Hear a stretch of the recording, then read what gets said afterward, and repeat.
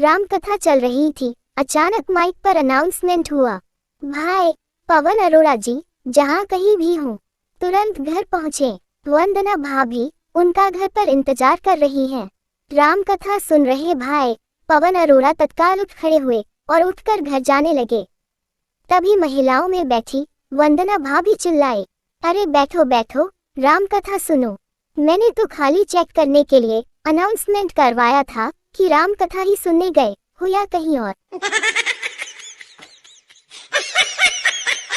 एक महिला कैंसर की बीमारी से मरने वाली थी। उसकी सहेलियां उसे देखने आईं तो बोली, अरे बहन क्या हुआ तुम्हें? महिला बोली, बहन मुझे एड्स हो गया है। ऐसा सुनकर कमरे में सन्नाटा छा गया। जब सहेलियां चली गई तो पति ने पूछा, तुमने ऐसा क्यों कहा? पत्नी ने कहा, माफी चाहती हूँ आपसे, ताकि मेरे मरने के बाद ये मरजानियां आप पर डोरे न डाले और आपसे दूर रहें। आप तो बड़े भोले हो जी, मुझे अपनी सहेलियों पर रत्ती भर भी यकीन नहीं है जी। पति बेहोश है, जेकर मजली मरते मरते भी मेरी जिंदगी में अंधेरा करे जा रही है। हरियाणा में एक दामाद सर्दियों के दिनों में अपने ससुराल गया।